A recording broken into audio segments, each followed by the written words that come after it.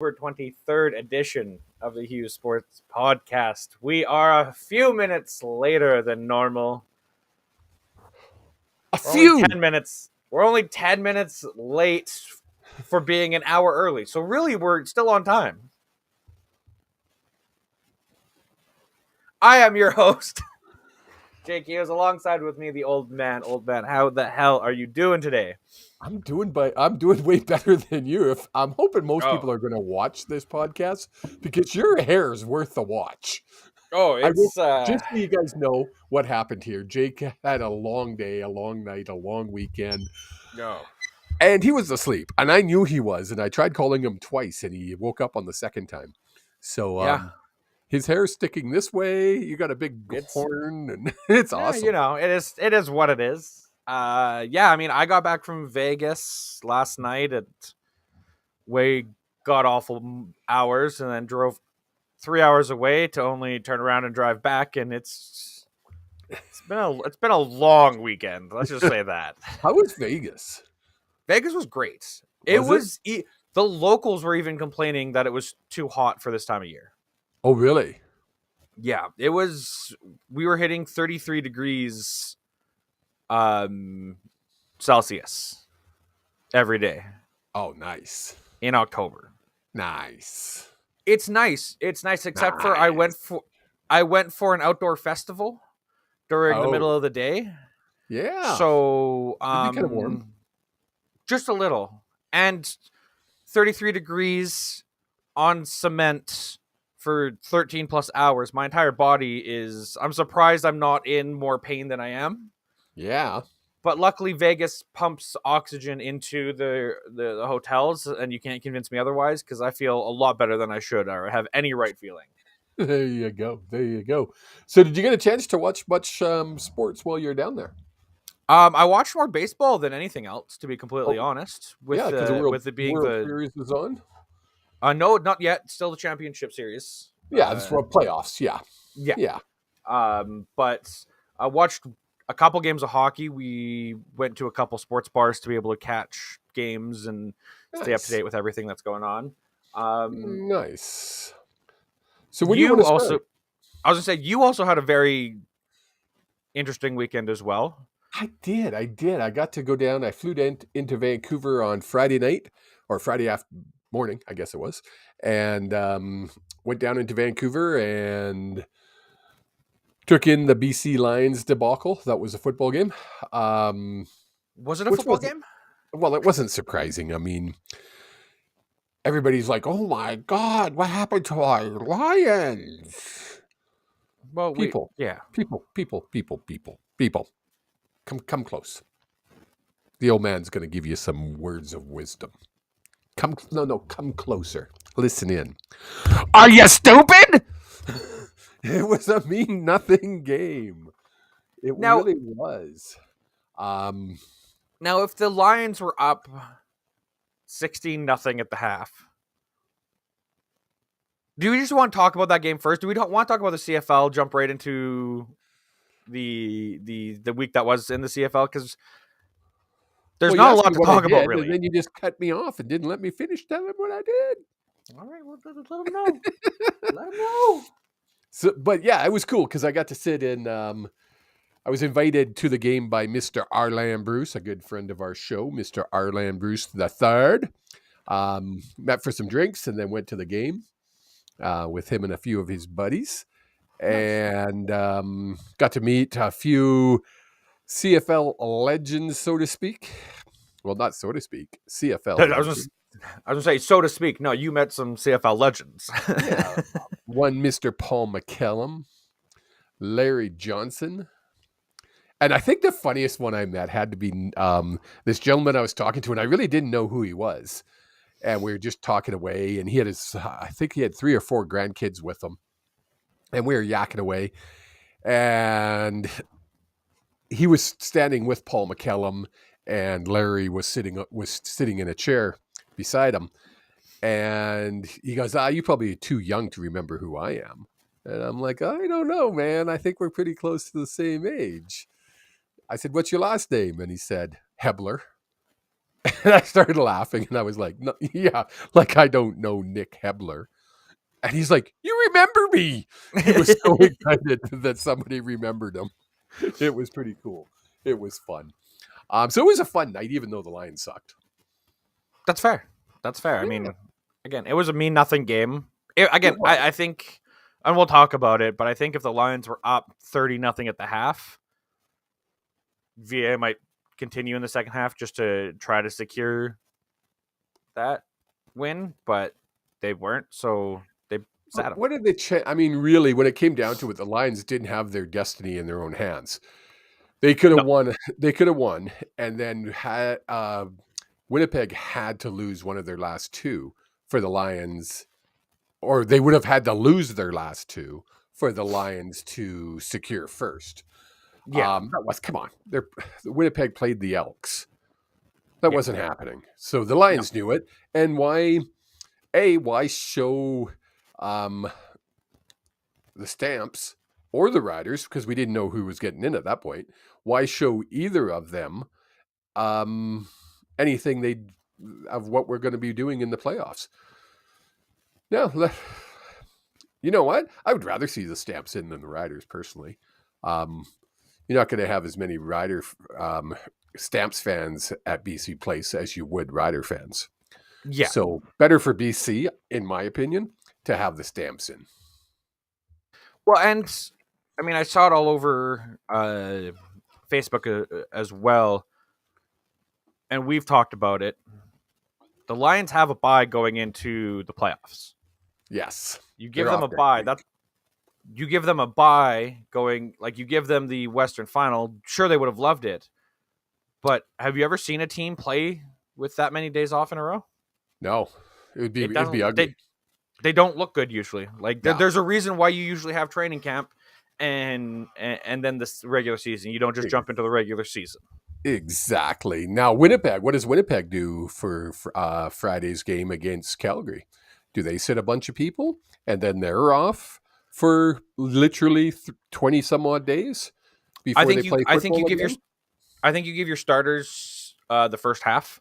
Yeah, because I mean, Stampeders. That game's Friday. The Stampeders are going to be playing for pride. Well, no, Stampeders are in the playoffs. Stampeders are playing. Are in the playoffs. Yeah, so they're playing. They're going to be playing cautious not to get hurt. Yeah, because it's absolutely, for both teams, it's an absolute mean nothing game. It's a home game, and guess what? Anybody want tickets? Because I'm not going. Did you look outside today, Jake? Yeah, I did. It's minus. It's gotten time out. It's gotten worse since I got home. Oh yeah, it's just a blizzard out there right now. For anybody that's listening on the West Coast, Jake and I he lives in Calgary. I live about 15, 20 minutes away in Airdrie. And we're having a freaking blizzard. It's coming down. This white stuff is coming down. Winter has arrived. And in earlier this morning, I was up in Edmonton, and this is what it was like this morning. And it just continued to move south. Yeah, which is why I'm almost glad I got home when I did, because I would have been stuck driving probably still. Yeah. So let's hit it. What are we going to talk about first? You're going to go through the CFL first, or you wanted to go through let's talk about my Canucks first? That's totally up to you. Where do we want to start? Where do we want to finish? We always finish with picks for next week for the CFL. So let's talk about the NHL news, and then let's talk about the Canucks. Okay. So last week we talked about it, the rainbow tape ban. Yeah. This past week, Travis Dermott of the Arizona Coyotes, formerly of the Vancouver Canucks, became the first player to defy the NHL's pride tape ban. Yes. And I opened up here and I have the exact quote from the NHL that the Athletic had asked if Dermott will face a fine or discipline for his actions, and the NHL replied, "We will review it. We will review it in due course." Yeah. So, what does that mean? What does that mean? It's Gary Bettman's league. Gary Bettman doesn't want this to be a thing. But it's been 2 days. Well, now McDermott's been asked about it, and he says, and I quote, not McDermott, just Dermott. Oh, sorry, what did I say? McDermott. Isn't that funny? Huh. It's a very common name. Yeah, maybe. Travis Dermott says, you don't really want to go against the rules. They are put in place by your employer, but there's some people who took some positive things from it. That's kind of what I'm looking to impact. You want everyone to feel included, and that's something that I felt passionate about for a long time in my career. It's not like I'm just jumped on this train. It's something that I felt has been lacking in the hockey community for a while. He goes on and on. So he's literally put his career on the line. Well, because he could be blackballed. Yeah, very easily could be blackballed from the league for this. And this is not the first time. Like like if you go back through his career, he's very supportive of the LGBTQ plus community. Good for him. There's been lots of people going back through and being like, on his Instagram, on his Twitter, he posted like years ago of him wearing Pride sneakers, and someone commented saying unfollowing, and to a random fan, he was like, "Good, I don't want you." Pretty simple, right? Like it's pretty, to me, it's pretty simple. Like, you are either inclusive or you're not, and he's choosing to be inclusive. And I think on the league's side, they're just holding their breath. And literally holding their breath, going, oh, please, nobody else do this. Oh, please, nobody else do this. Don't make this thing. What happens if a team, and I'm using the Canucks because that's who we watch, who live in a very progressive area. Yes. Even California, the California teams live in a very progressive area. I would say even more progressive than Vancouver. Yes. What happens if an entire team says, screw you. All right, Travis Dermott didn't get in trouble. Are they going to fine all of us, including superstars like Travis? I'm using Anaheim, Travis Dermott, some young stars, Quentin Byfield in LA. What are they going to do? Well, that's the thing. What if a Connor McDavid? What are they going to do to him? Yeah. They're going to suspend Connor McDavid? Over rainbow tape? What about, let's take the other Connor. What if Connor Bedard stands up and says, you Bettman, and puts the tape on? To me, that would, and this is probably a very bold take for something this, if that's the case, if every single team and all the superstars come together and do that, it spells the beginning of the end for Bettman as the commissioner. Bettman would literally have to resign over this. I don't think he'd resign over this. I think it would start to crumble because my entire lifetime, he has been the commissioner of the NHL. Well, he has, right? Try not to move your mic. Yeah, I know, it squeaks. And he's made it so that way it's Gary Bettman's league, and you're happy to be a part of it. Where the superstars, now they have personalities. Now they have power. Well, yeah, right? And they fought against that for so long. The owners and Bettman, the owners push Bettman to not give the players this kind of power. But like every other league out there, the players are starting to take power into their own hands. You look at college football. I know we're freaking going down a rabbit hole, but you look at college football now with the likeness law.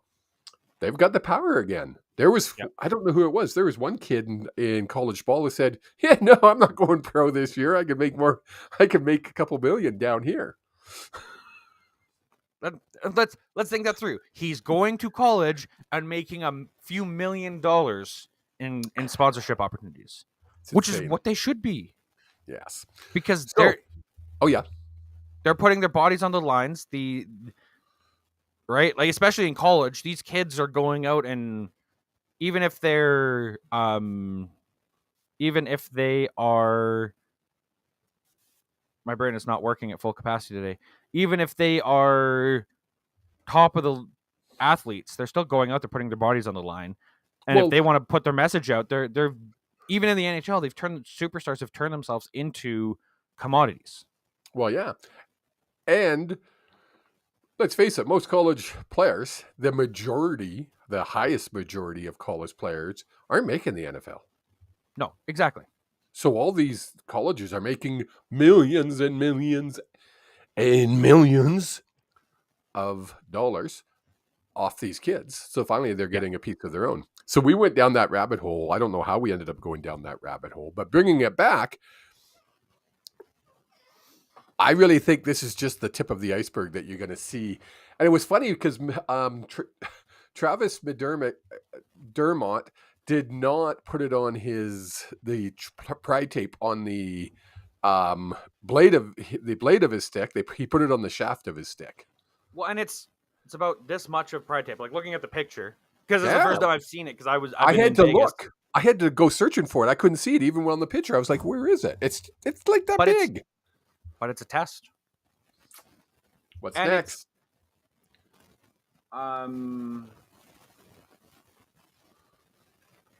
It wasn't even Pride Night in Arizona. It was just No. He did it. He took a stand.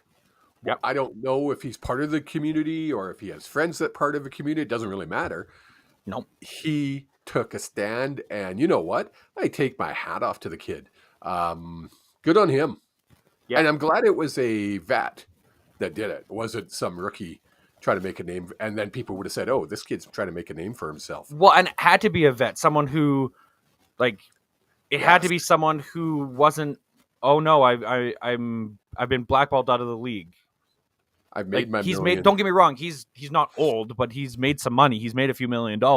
Yeah. He doesn't need to play, is what we're Right? getting at.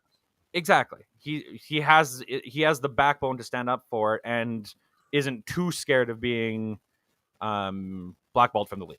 So Exactly. You mentioned it so let's very quickly talk about it. Connor McDavid is out for a week to 2 weeks with a muscular injury. And it's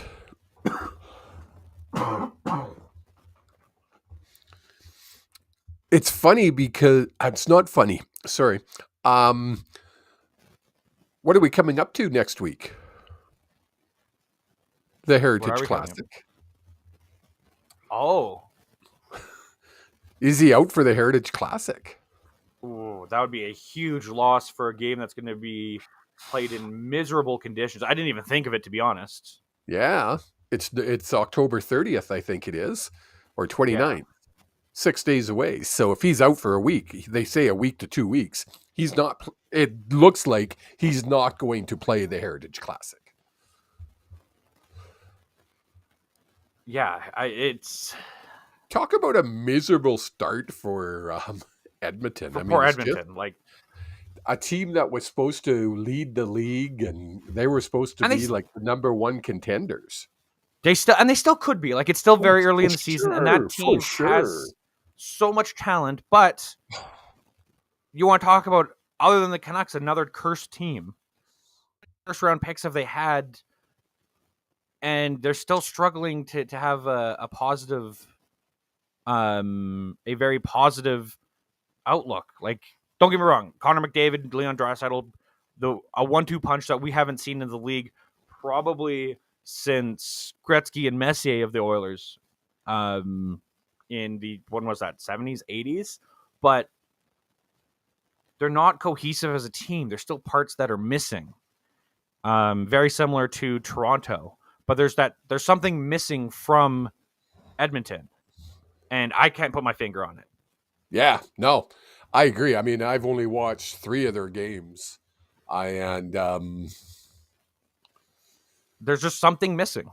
And well, in that second game against the Canucks, I mean, the first game, it was 8-1. It was a weird ass game, but the second game in the third period, you could see Edmonton.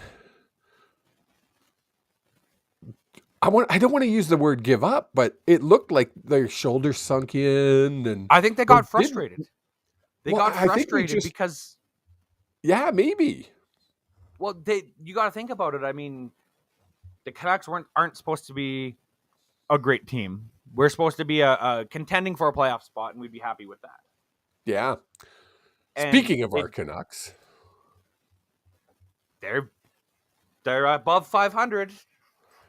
now come on. If we were talking preseason, we said, what would we look like after? What would be a success after 5 games? Oh, this would be a success after 5 games. There's no I doubt think about so. it. I mean, yeah, it sucks because we won the first 2, then lost the next 3. Nope, we lost 2. No, 2 and then 1-1. And then we won 2 days ago in Florida. Yeah, that was a fun game. We watched that with my brother, my big brother. It was fun.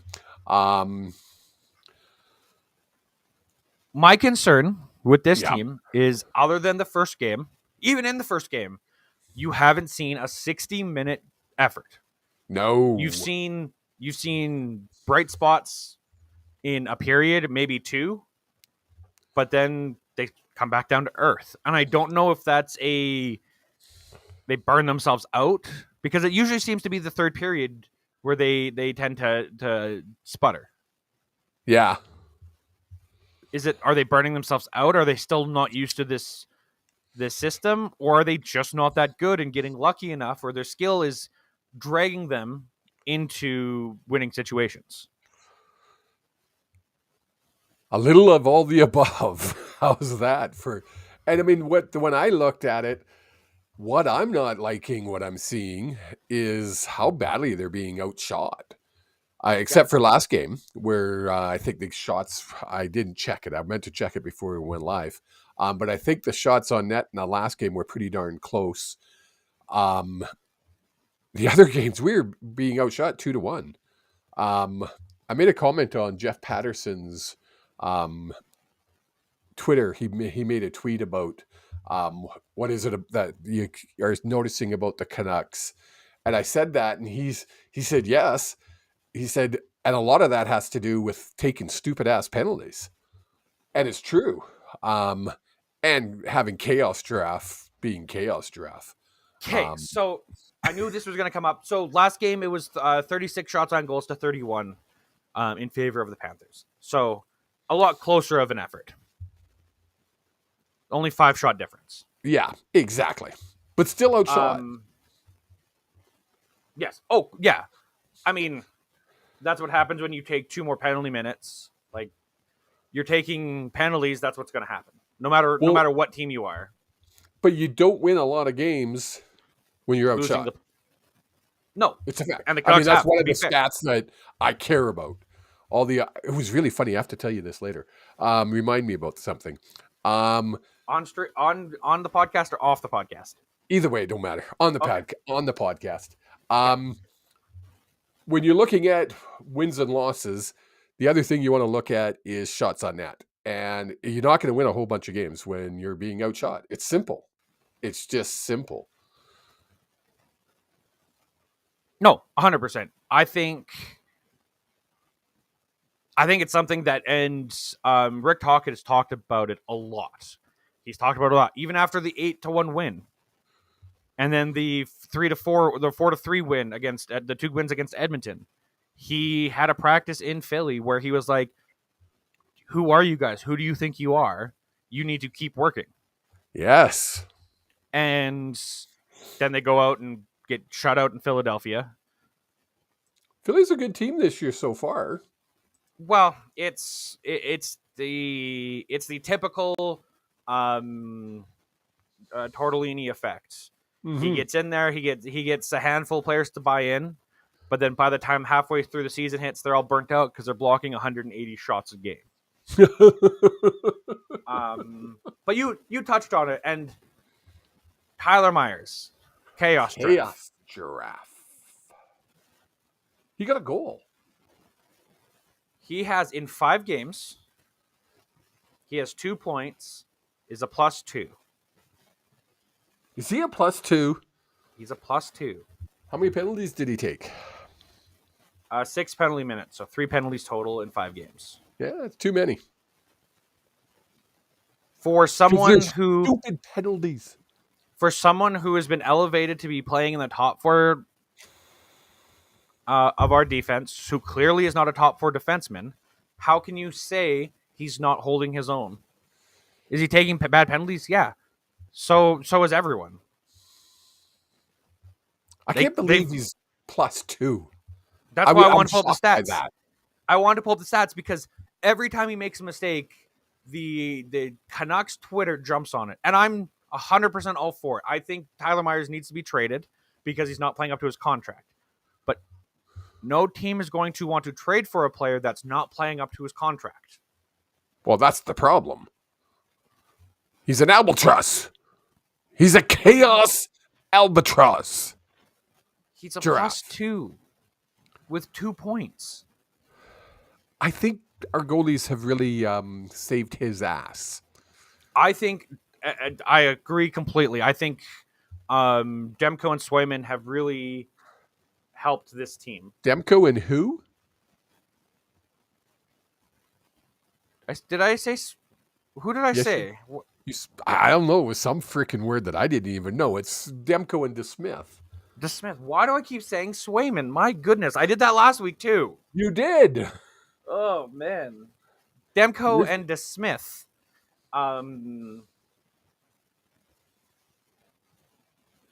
Have really kept the team in it. Sorry, I was looking over at the stats, and last game against Florida, he did not have a good game. If it wasn't for his game in Florida, Tyler Myers would be a +5. I bet you if you look past the plus minus into those nerdy stats that you really like, Yep. the ratings, that's what I wanted to mention to you. So I got on a freaking tweet by somebody that had an article. So I went and freaking jumped on the article. And Jake, look at me. Yeah, Pay attention. I'm listening.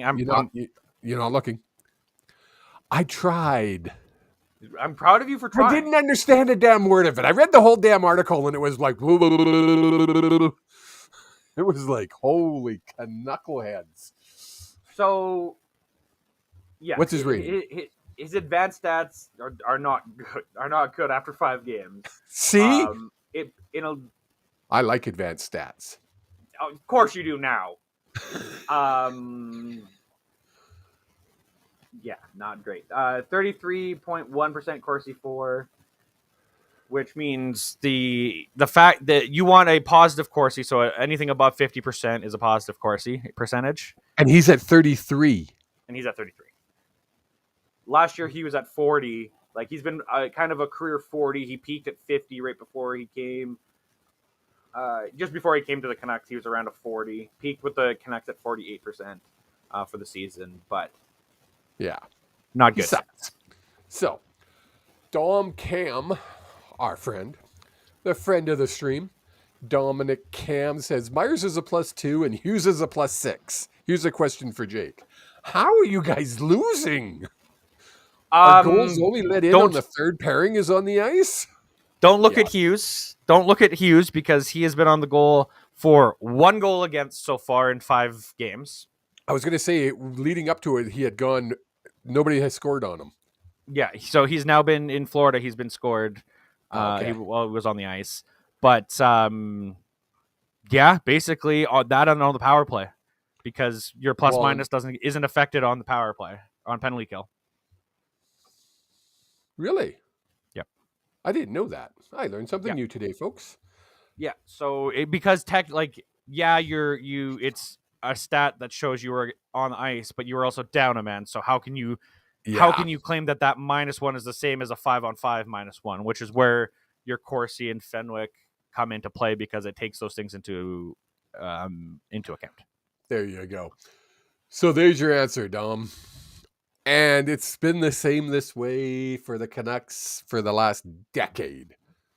We're not getting any scoring from our bottom 6. Our bottom 4 defensemen suck. And they're not producing. So we're 3-2 after 5. I'm okay with that. I really am. Given that we beat Edmonton twice, then we lost 2 in a row and then we won 1. So I'm okay with that. If we keep this record up, I'm okay with this. Well, yeah, I mean, we're at a 60% win rate, that's going to get you into the playoffs more than likely. Exactly. Also, not getting scoring from our bottom is we're not even going to talk on that because I could spend another 40 minutes, 50 minutes talking about how that's not true in any shape or form. We can't do that. What I do want to talk about the Canucks is the number one point getter in the NHL, Mr. Elias Pettersson. Isn't it awesome? Number one in the NHL. Now, will he start getting the goddamn respect he deserves as being mentioned with Austin Matthews, Connor McDavid? Don't get me wrong; those players are more proven than EP40, but 10 points in 5 games. And the thing is, I was listening to 650 when I was down on the coast. The whole time I was down there, every time I was in the car, and he's not playing at 100%. Apparently, he's injured. He's in pain.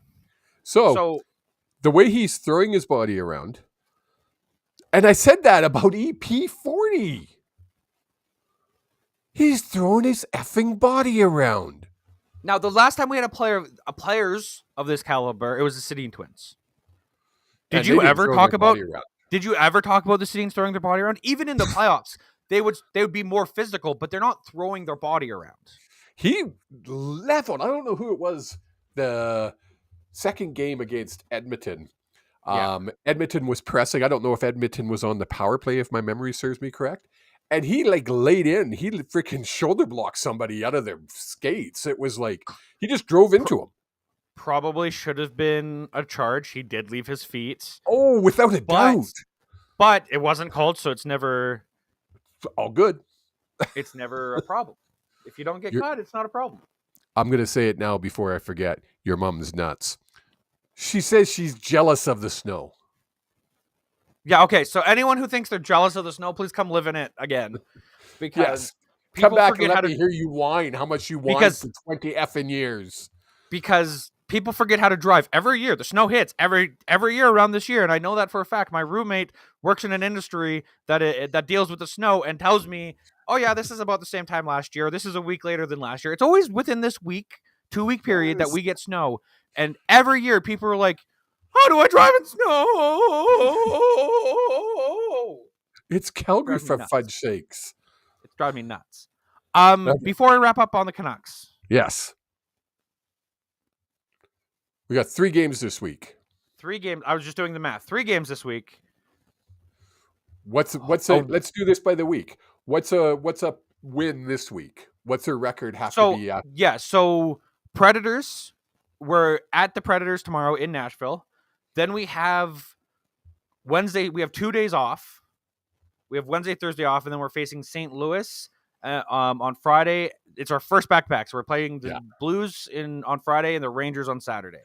And they were saying they couldn't remember the last time, and they looked it up and they couldn't find it the last time they did a Friday-Saturday back-to-back. It's not common for the Canucks. No. Because there's not a lot of... I mean, with Seattle in the area, it might be more and more common now because there's that geographical... the other team can play back-to-back as well. Yeah. And it makes sense for them to come in on a Friday-Saturday. But... to me, if you're getting 3 points out of this week, so you're winning 1, losing 1 in overtime, and outright losing 1, I think that's a win. Okay, because I would say they should get 2 out of this 3. 2 out of the 2 wins or 2 points. 2 wins. I think that would be exceeding expectations and staying on where we're at right now. That's what I want. If we win 1, go ahead. In the comments, if we win 1 or if we get 2 points out of the next 6 available, that's where we can start to see, I think, blenders happening with lines, things changing with that. Going to the comment line, Mr. Arland Bruce, AB3, checking in, saying, "Good evening, huge show by the Hughes." Hello, Arlen. Thank you so much for tuning in and taking some time to listen to us ramble on about random stuff. Are we playing the Rangers this weekend? Yes, Saturday, me and Dominic will no longer be friends for a few hours. Because he's saying the Rangers have been playing down to their opponents. So there is a chance there. Oh, there's always a chance at the Rangers but we've talked about it before in the CFL. Teams that win, that's what they do. They play to the level of their opponents. And they somehow win. It's bizarre. It's bizarre. And let's talk about teams playing down to their opponents in the CFL. But before we do that, HughesSports.ca. If you check out HughesSports.ca, we do not have any new articles up this week because it's been kind of crazy for both the old man and myself. However, tomorrow I am expecting, I'm hoping to have time to be able to put together a quick article for the week that was in the Canucks. Kind of highlight a couple of the games, a couple of the goals, things that we've been seeing, kind of recap what we talked about here. And hopefully we can get some thoughts from the CFL, the bye week going into the, I was going to call it the Stanley Cup playoffs, the Grey Cup playoffs from the old man. I might go on a rant. Hey, I feel a rant coming. All right, well, let's get a rant going. And while you're holding on to that rant energy, let's jump into the Friday game, the game you were at with Mr. Arland Bruce the third. I don't know how much of this game you watched. I was gonna say I don't know how much of this game you actually watched because it was pretty blown away pretty quickly, and it's a nothing game. Plus, and I think you got this wrong. I think VA was benched in the first quarter, and it was. Was he benched in the first quarter? I thought he was. I think they just pulled him, Jake. He wasn't benched. It wasn't like you're playing bad. It was go in, get warmed up, sit down. Really, yeah, I think that's what it was. Exactly what I expect out of the Bombers this upcoming week. Yes, exactly. So it was a trouncing. Stamps won. Yay. Stamps are now 18 years in a row. They've made the playoffs. They're planning the Grey Cup parade in Calgary. Yeah, blah, blah, blah, blah, blah, blah. The Stamps aren't going anywhere, but that's okay. This is, in my opinion, I'm trying to think, one of the few times the last few weeks really haven't mattered in the CFL. Yeah. The CFL's usually been close enough where you might know the playoff teams, the three teams that are playing, but you're still figuring out playoff positioning. Where and where's the home games and whatnot. Everything is set. Top to bottom, east and west is all set. Hamilton's going into Montreal. Calgary's going into BC. So this week is, it's going to be the boringest football ever because nobody wants to get hurt. Yeah. The only team that I could see trying hard is the Red Blacks, is because you've got a young quarterback there still trying to solidify himself as a number one. Yes. And other than that, you got nothing. But on Saturday, we had the Argonauts go into Saskatchewan, and I can tell you this, I saw none of this game because I was in Vegas. I watched the whole game. Saturday, I was standing outside in 33-degree weather, Fahrenheit, to burn my shoulders to poop. I was in Vancouver. What happened in this game? I watched the entire game with my brother. My oldest brother, the old man, the true old man. He's like 76, so he is the true old man. The Riders, I don't get it. I don't like. You're literally playing for your playoff lives, and they handed this, but like Toronto didn't want to win. Toronto wasn't playing hard. The only thing I thought was weird with Toronto was they left Kelly in until, it was late in the third, maybe even into the fourth that he was playing. And then he came, maybe it was a fourth, and then he came up limping, and they finally took him out. But the mistakes by the Riders, these were mental breakdowns. These weren't just oops. These were total mental breakdowns that happened to a team. And Arland, if you're still listening, you can jump in here and actually add your comments because you've played the game. when the whole organization is dysfunctional, it has to affect the players. I'm going to wait to see if Arlen cares to comment on that.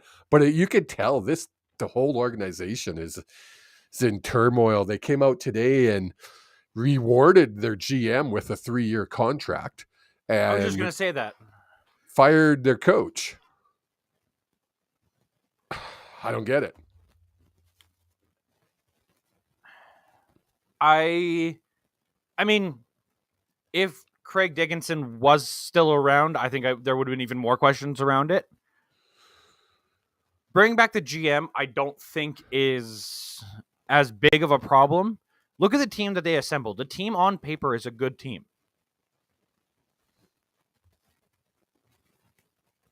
Oh, that is question. bold. I saw Arlen Bruce just put that question in. I'm going to bring that up here. Do you think Ryan Phillips is a candidate for a head coaching position in the CFL? Wow. Wouldn't surprise me. Nothing would surprise me with Ryan Phillips. He's amazing. I mean, he's probably one of the... I would put him up in the top 3 in the league right now as far as football intelligence. Yep. In a coaching and he showed position. That. I mean, and he's shown that from the time from as a player through to coaching now. He has a mind for football. Yeah. Like he is a very, very he was a very, very smart player, and he's taking that and bringing it into coaching. So now we gave him one that I really agreed with. Arlen and I had this discussion on Friday. Look, and that's why Jake Maier is a good quarterback, all-star quality. Come on, Arlen. You know that's not true. You're just trying to bug me now. He's not that good. Is he good? Of course. He's playing in the CFL. You've got to be a certain level of good to be able to make the CFL. But is he all-star quality? No.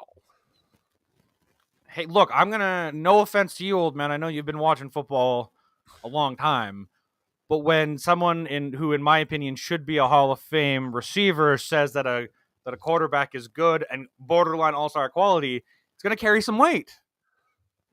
I'm thinking no.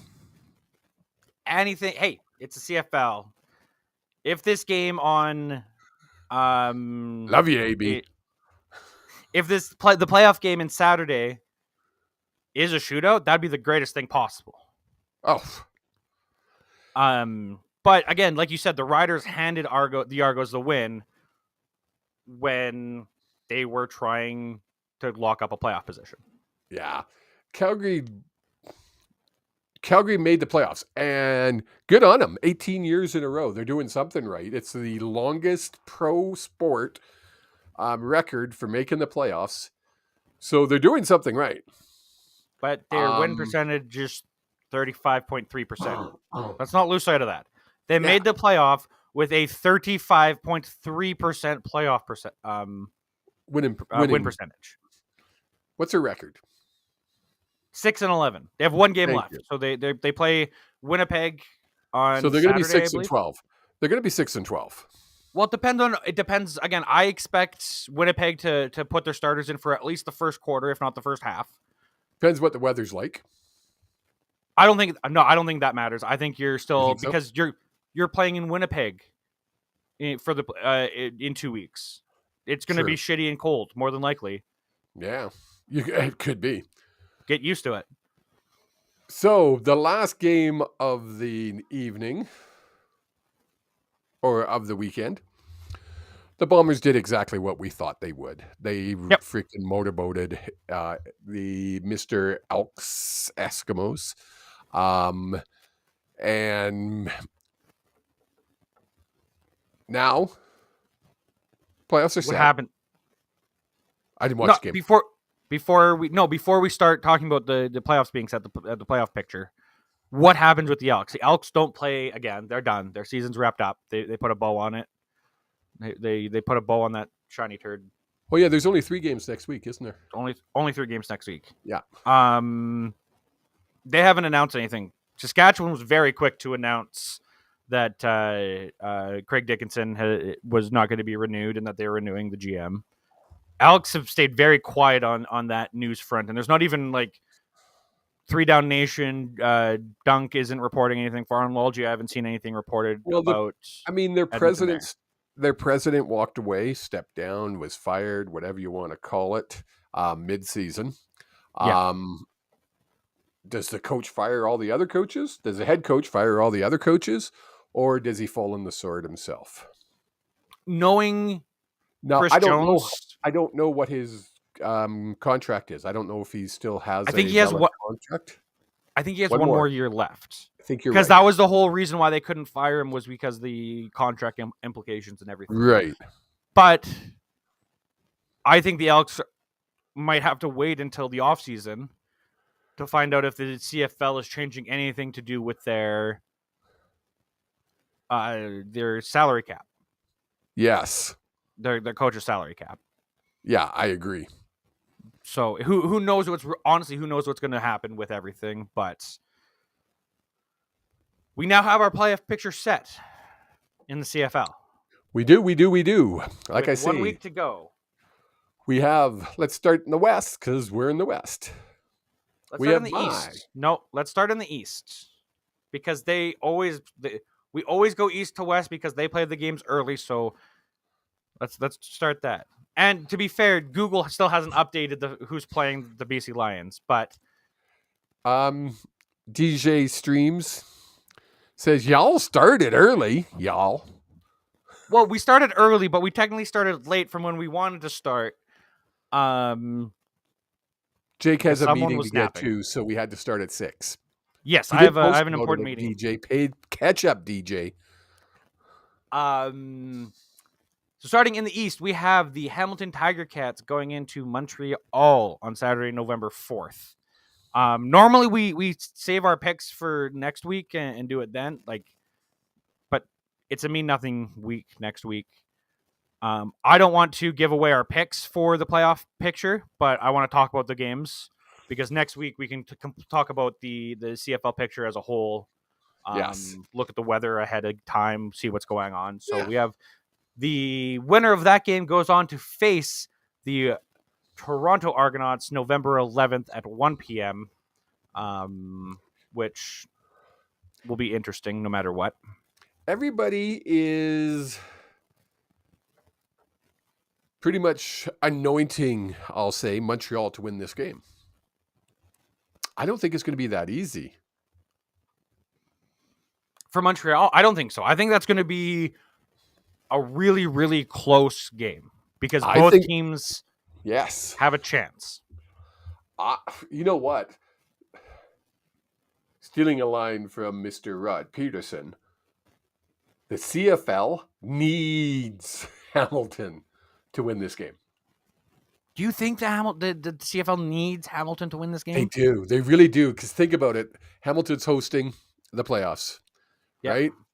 And think of the excitement it's going to cause. Hamilton driving down the road to Toronto. It's just a short drive down the road to Toronto. Tickets. If Hamilton loses, right away tickets start going up on all the ticketing sites. Hamilton wins against Montreal. Tickets aren't going anywhere. There's not sure, there might be a lot of resale tickets. I pulled up the Ticketmaster website for Hamilton. There's not many tickets left. Virtually none. That's what I mean. So if Hamilton can keep that excitement going and go into the East final, huge for the league. Yes. Huge for the league. And that's what I'm getting at. It would definitely be big for the league. I don't think, no matter what, Saskatchewan fans are going to be there. The diehard Bomber fans, the diehard fans who go to every single Grey Cup are going to be there. And those are the ones who bought the tickets. Oh, yeah. Don't get me wrong. It's going to be sold out, Jake. Yeah. It is sold out. Yeah. I mean, basically. There is some tickets left, but basically sold out. And I don't know what tickets are technically resale tickets versus still live, and I want to look into that. So I honestly, I'm going to pick Hamilton in this game. Well, we're You not look at giving their our second picks. half of this season. You look at their second half record of this season. It's pretty darn good. And there's a lot that can change, though. I mean, Hamilton also has Bo Levi back. They have all their tools. They do. Like, I'm telling you. I know you're not a fan of Bo Levi, but I'm not. But he finds ways to win in the, he's a baller. He finds ways to win in the CFL despite wanting to go to 4 downs and being an American feeder system. He finds a way to win in the CFL, and that's all that really matters when it comes down to the playoffs. And it could come down to condition. And when I say that, I mean field condition. Is it going to be 40 below and blowing snow? Montreal's right now pretty warm out there. I had a friend in Toronto tell me that it was going to be into the high teens all week next week. And that's just outside of Toronto, I think she lives. So I don't know what Montreal's looking at. And looking at the weather. Yep. For the 4th, it's a 14-day so it's never super accurate. Yeah. But they're expecting it to be around a high of 9 and a low of 6. So it's not going to be cold, but it's not going to be a summer day, but it's not going to be freezing your butt off like you are going to be here in Calgary or Which benefits Bo. Yeah. Because he can freaking throw that ball, dude. He doesn't have to rely on the running game. I was going to say, and if there's no winds, if it's a calmer day, it's going to benefit, in my opinion, it's going to benefit the Tiger Cats. You got to talk about two guys who can freaking toss that ball 5 million miles. You got Cody Fajardo tossing the ball on Montreal side, and you got Bo, the arm Levi. What did I come up with that? Bo, the arm Levi? Anyway, so yeah, no, it could be the snoozer stealing the weekend game, to be honest. See, and I don't think either of the semifinals are going to be snoozers. No, like because you've got the Stampeders coming in to take on the Lions at the late game on Saturday, which Arland Bruce talked about it, and he thinks it's going to be a shootout. I definitely agree. And anybody who's watched the CFL, especially paid attention to the Stamps Lions games like we do, because we live here and we're Lions fans, they're always close. They're always close. Like, now I'm hoping, because we are Lions fans, that there's another gear that the team finds going into the playoffs. And they can come out and get back to that early season defensive shutdown. That's what we need. That we had. But you know what I find funny about the 4th? You're busy on the 4th all day. Yep. You're busy on the 4th all day. I'm busy on the 4th all day because I've got a poker tournament I'm putting on. You've got your I have my 24-hour fundraiser, but if you don't think that I already have blocked off 4:30 to 7:30 for a BC Lions watch along, where I'm watching the game, I won't show the score. You're more than welcome to come on. I haven't talked to you about this at all because it's 2 weeks away, but I'm literally going to be watching the game. Are you not going to be playing any video games? All you have to do is live stream. I'm live streaming. That's literally, I'm taking that time to watch the game and react to it. Well, I'm going to be at the casino playing poker, so that might be really fun to do. I could have my headset in and we can just go. I could have my phone sitting like this on the table, looking right at me, and playing poker and watching the game because the game's going to be on television. I would hope so. I'll make sure it is. Did you want to talk before we wrap up for the day, because that's kind of all we got for time wise? Did you want to talk about your fundraiser for anyone in the Calgary, or not the fundraiser? Sorry, your poker tournament. It's a fundraiser. Okay, it is a fundraiser. I didn't want to call it a fundraiser. Also, first off, timeout. No, this is the second time I've noticed this. You see something wrong with the screen? Why is that there? You put your name in as my name. Oh, you know what happened? Remember, I had to go out and come back in. Yeah, that's probably what happened. That's what happened. So, I am teaming up with Mr. Colin Patterson, the Calgary Flames alumni, 1989 Stanley Cup champion, and the ever so well known Theo Fleury, again of the 1989 Stanley Cup champions. And they have a charity. It's called the Breaking Free Foundation. And what they do is they um, give out grants to people who have been through traumatic life experiences so they can get the counseling they need. Um, and I love the way they've kind of put this charity together. Thanks, Jake. That's it. And it's such a great charity. It's helping pretty much anybody that's been through a traumatic life experience that can't afford to get the professional help or counseling they need. So it's at the Ace Poker Airport, Ace Casino Airport. It's $275 buy-in. That includes an Asian buffet. I think there's a $100 add-on available at the end of registration, which gives you an extra X amount of chips. I forget how much. It's going to be just a fun afternoon of poker. It's something that honestly, when you sent me this poster, and you showed that it was the 4th, I was like, "Excuse me, how dare you?" No way. The 4th is the one day that I'm busy every single year. It's that I would have loved to have come out and do this. Yes, it's important that people understand. It's that one time we put all our politics aside. Yep. And we help out a damn good charity. That's it. So, Ace Casino, November 4th, 3 p.m. Come on down. Come on down. Even if you don't want to play, come on down and say hi. I'm sure the food at the food at the casino is delicious. Oh my God! So even if you just go down, I'm sure, and I'm speaking way out of line here. I'm sure if you go to Ace Poker or you go to Ace Casino during when the Asian buffet is there, and you ask to be a part of the Asian buffet, they will let you pay to just get the buffet. And I'm sure we can work something out. I'm sure it's definitely worth it. But not just that. It might be a $50 bill, but it'll be worth it.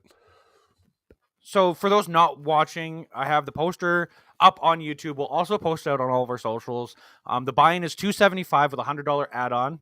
If you do both the $275 and the $100 add-on, your total buy-in is $375. You get a day of poker, a chance to win a bunch of money. Plus, you also have $185 of your $375 going to a great cause. Exactly.